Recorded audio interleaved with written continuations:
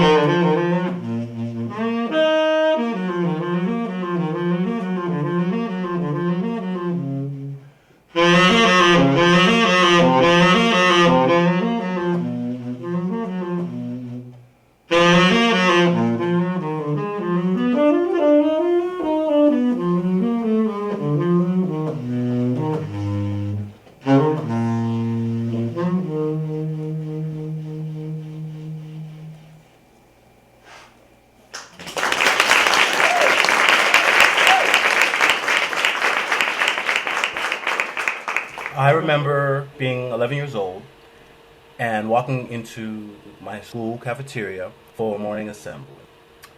And that morning, the guest was a musician, and he played almost every instrument. He played saxophone, he played the trumpet, he played the guitar, the harmonica, he played all kind of percussion instruments. Even at one point, he played a straw. He bit the end of the straw, put it in his mouth, and was blowing. Then he took a scissors and was cutting it, and made all kind of crazy noises. It was awesome.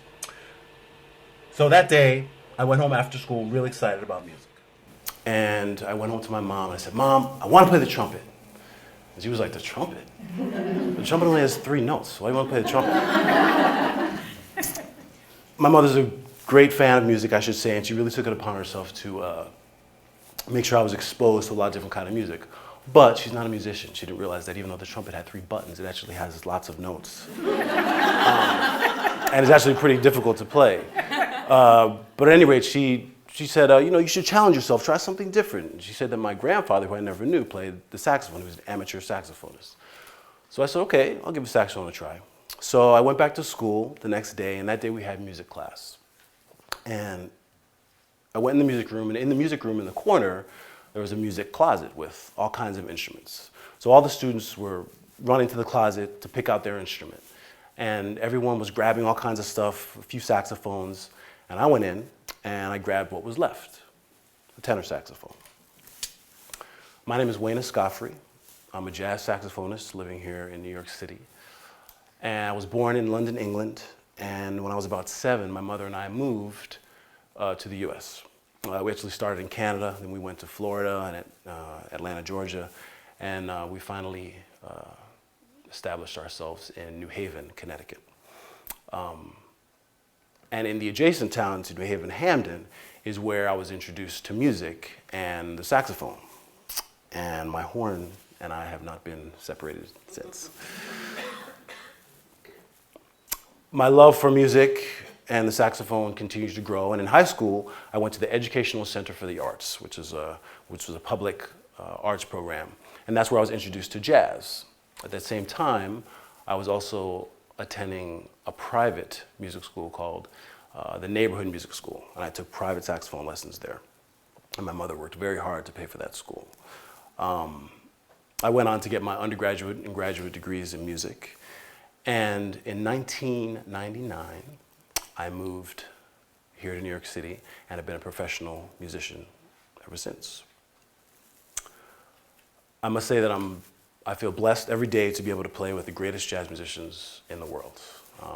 I travel all over the world performing this American art form for all kinds of audiences. I've been everywhere you can imagine, all over Europe, South America, Asia, Africa.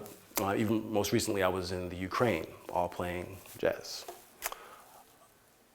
And I must say that none of this would be possible if it wasn't for that one straw-playing guy that came to my elementary school. And I wouldn't know what jazz was if it wasn't for those wonderful programs that I attended in high school. Nowadays, students don't have as many opportunities to be introduced to music and jazz the way that I was. Sure, if they live in more affluent neighborhoods, their school might have a music program, might even have a little jazz ensemble. But generally, our public schools don't have a consistent way for students to learn about music and to learn about jazz. American students don't know that jazz is an American art form born out of the Black American experience. They don't know that it started developing in the 1800s during slavery. It developed into ragtime and the blues and kept evolving during World War I, during the Depression, World War II, the Civil Rights era, and the music is continuing to evolve to this day. They don't know that not only has jazz inspired all of popular music and all of modern music, it's really the foundation of all of modern music, including R&B, rock and roll, country music, hip hop. This is important to me. It's important because without an understanding of what the music is, without an awareness, and without a sense of pride and ownership of the music that is an American art form, that's a Black American art form, the popularity of the music is going to continue to suffer in this country. The longevity of the music is at risk. And support of the music and its artists is going to continue to diminish. I don't know if most people know this, but in order for a jazz musician to make a decent living here in the United States, we have to be touring overseas a lot of the time.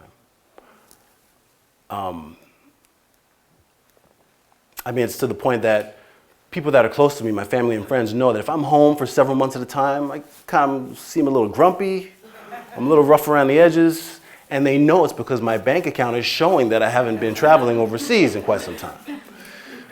So, selfishly, that's something that I'd like to change.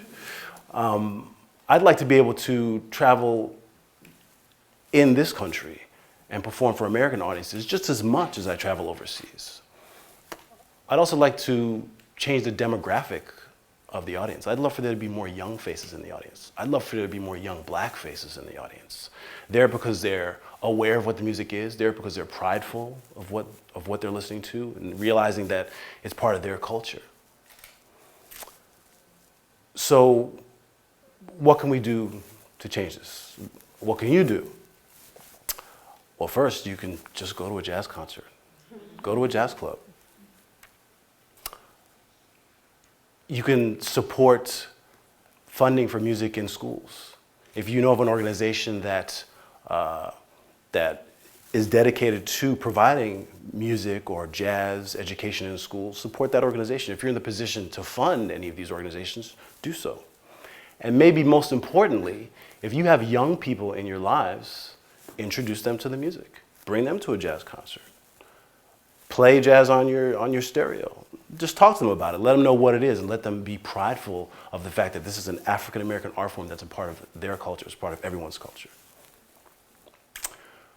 I myself am dedicated to fostering appreciation and a knowledge and a pride of this music with our young people by doing a lot of master classes and workshops at all kinds of schools, elementary schools, middle schools, universities.